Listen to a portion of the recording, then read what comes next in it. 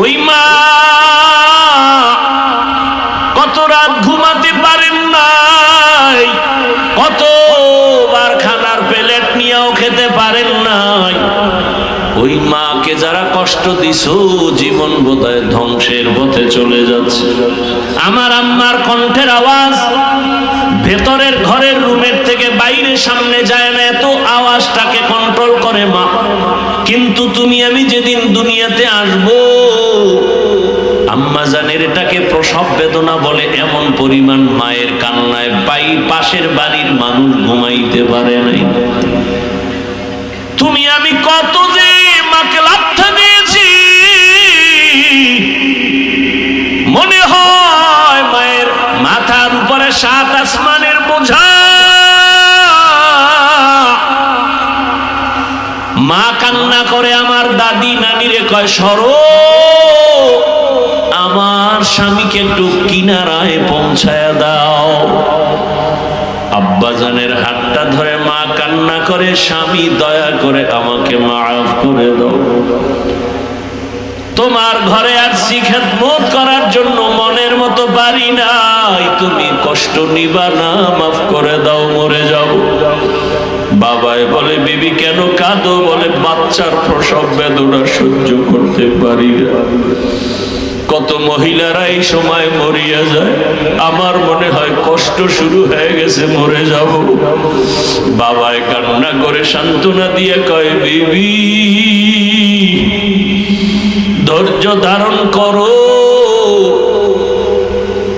সান্ত্বনা দিয়া বাবায় সেজদায় পড়ে গেছে, আল্লাহ তুমি হেফাজত করো। এরে আল্লাহর বান্দারা, ওই মায়ের কষ্ট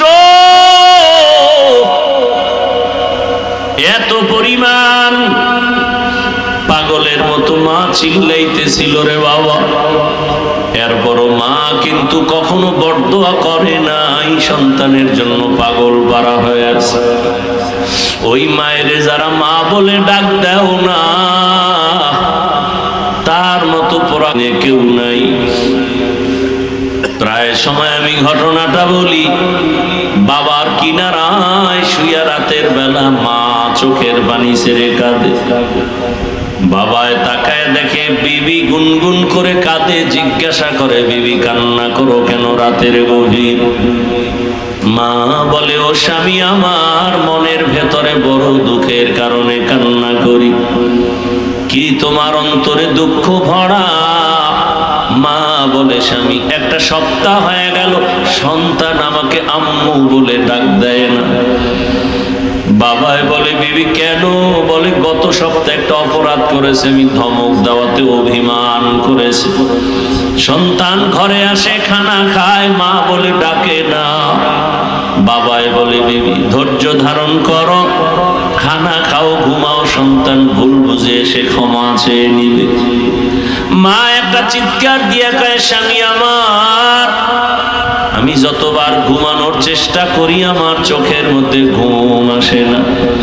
খানার প্লেট নেই, একটা লোকমার খানা আমার ভেতরে যায় না, কারণ আমার অন্তরে ওই খানা আর ঘুম থেকে আমার অন্তরে টান। আমার বাবা, আমার কলিজার সন্তান একবার আম্মু বলে যদি ডাক দেয়, আমার কলিজাটা ঠান্ডা হয়ে যায়।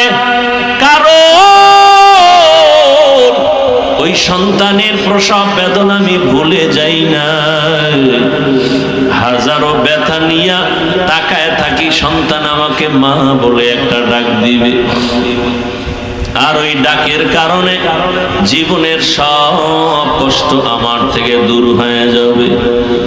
জীবনের মূল কষ্ট মায়ের প্রসব